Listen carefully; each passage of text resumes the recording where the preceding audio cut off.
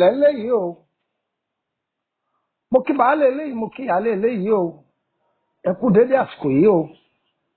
ara òní ni wá torí pé ara kìí ní olókun ara kìí ní ọlọ́sà o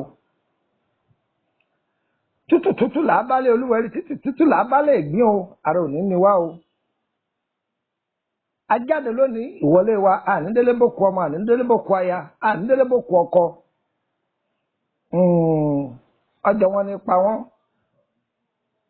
ànígbà kú oníkúkú o àmín ẹ wá nǹkan fìdílé tàbí kẹfìdílé nǹkan kájọ kọ́gbọ́n látara Awusa eléyìí jẹ́ part 2 tí mo ti sọ̀rọ̀ fún wa ní orí Awusa àwọn eléyìí bá máa pè ní walnut. Èso Awusa ó jẹ́ èso tó wúlò púpọ̀ fún àlàáfíà ara àti ìdènà àmì òkùnkùn. Ọ̀yá ẹ wá nǹkan fìdílé tàbí kẹfìdílé nǹkan kẹfẹnu mẹ́nu kẹfìtìmẹ́tì kẹwàá fẹnu kẹ́mú. Orúkọ mi ni Lukman ọmọ Ayédáre bàbá ọgbọ́n ọmọ ọ̀dọ̀ àgbà. Èso Awusa tí àtọ̀ ọkùnrin ọba kún tó dáadáa ẹni kọ́ lọ wá Awusa kọ́pọ̀ ẹ̀gùn papọ̀ mọ́ orógbó tútù pẹ̀lú kànáfùrù àti ìyèré kò ju mẹ́rin lọ o kànáfùrù ìyèré orógbó tútù pẹ̀lú Awusa àwọn ẹlòmíràn pè ní àsálà ìmìdítẹ́yìn fi pé o ọyọ ẹgún pọ̀ kẹsà ẹtútùgún ẹtúsà ẹ̀dá sínú yín ẹni kí ọ̀nkú ọ máa fi lò dúdú gbóná ògìtẹ́ bá fi ń lò ẹ máa fi lẹ̀ píìkì sí bí àṣà àwọn ará Faransé míìkì ní jẹ́ bẹ́ẹ̀ ẹni kọ́ máa mú àtọ̀rẹ́ yóò sì bẹ̀rẹ̀ sí ní kún dáadáa ẹ̀sọ́ kó dé ní.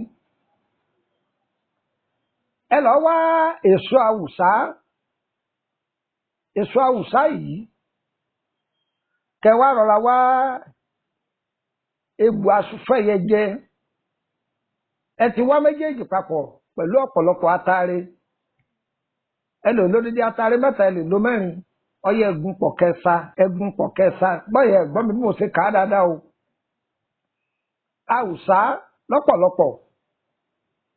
atare lọ́pọ̀lọpọ̀ egbò asù fún ẹyẹ jẹ ẹ̀gbọ́n mi yé ọyá ẹgún gbogbo ẹ̀ papọ̀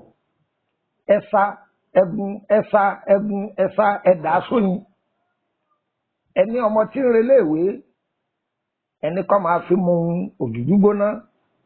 tàbí kí wọ́n máa la nínú oyin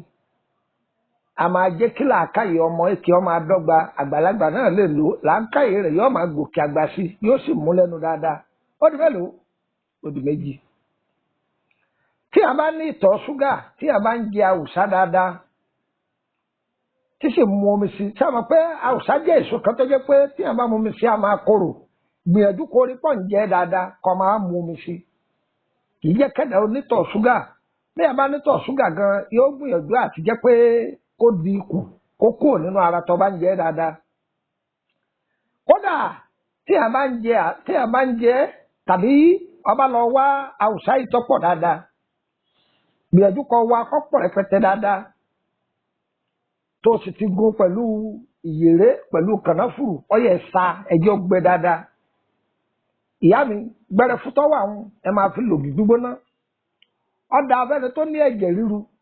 tàbẹ́ni tó ní ìtọ̀ ṣúgà tẹ bá ń lò ó kódà bọ́ bá ń lò ó bí Ọlọ́run fi àlùbáríkà sí lára tó a máa dènà àrùn kánsà kì í jẹ́ kéèyàn ó ní àrùn kánsà kódà ẹni tó bá ti ní gan tí bá ń lò yọ ràn lọ́wọ́ kó lè tètè gbọ́ wíwò kó sì lè tètè sàn. Èso Awusa tá ń pè ní àsálà gbìyànjú kó wá èso yìí dáadáa o ó ti wá èso yìí ọyá wá èpo ọ̀bọ̀ kó gún pẹ̀lú rẹ̀ ọ wàá fi ọ̀sẹ̀ kó bí wọ́n bá ń bínú rẹ̀ epo ọ̀bọ wà mẹ́ o gbìyànjú kọ́ máa wé ọṣẹ yìí bí àwọn abínú ẹni bá ń bínú rẹ̀ tó bá wà láwùjọ bí wọ́n bá táwọn èèyàn bú pọ̀ tó bá ń lò ó rí i pé ìyàtọ̀ gidi yọba tó wá gbọ́ o òun nìkan pa ní í ṣe o tí a bá ń lò ó wọ́n bá náwó àdábọ̀ fún ọ kò ní ṣiṣẹ́ tá a bá gun bẹ́ẹ̀ tó táwọn àgbàlagbà bá pa pọ̀ àsálà lásán pẹ̀lú èpo ọ̀bọ̀ kẹfọsẹ́kọ kẹ́mi fọwọ́ tàbí kẹ́mi fọnú gbá yín àgbà náà ò ní wọbẹ̀ ẹlẹ́sẹ̀ ẹbú ò ní wọbẹ̀ kódà kì í fún oògùn burúkú láàyè kó ṣiṣẹ́ kódà a máa ṣe tùràrí rẹ̀ ẹ fẹ́ gbọ́ ìrìn jùlẹ̀ odìjọ́gbìn ọjọ́ rẹ̀ tùràrí rẹ̀ dáa pọ̀ tó bá ń fi lọ́wọ́ ibi báwọn ọkà bá pọ̀ nulẹ̀ wọ́n máa tú jáde ni bẹ́ẹ̀ ni wọ́n sọ fún ọ àbí lé ẹ̀mí burúkú kúrò lórí ilẹ̀ àbí lé ẹ̀mí burúkú kúrò nínú ilé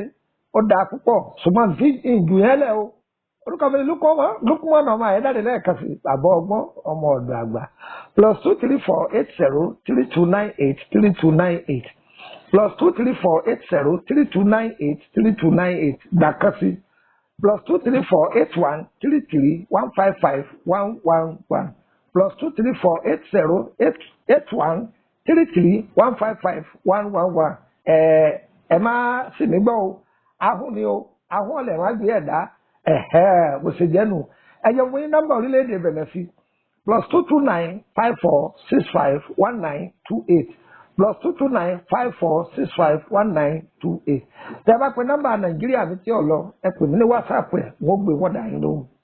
ẹ gbìyànjú ẹ darapọ̀ mọ́ wa lórí whatsapp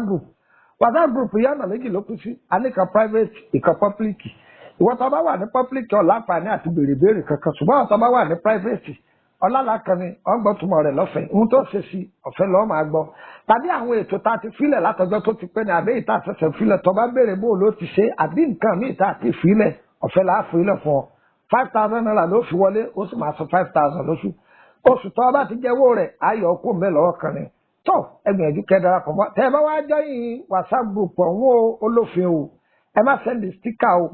ẹ má sẹ́ndì fídíò o ǹjẹ́ gbọ́ mi yé dáadáa báyìí nísìnyí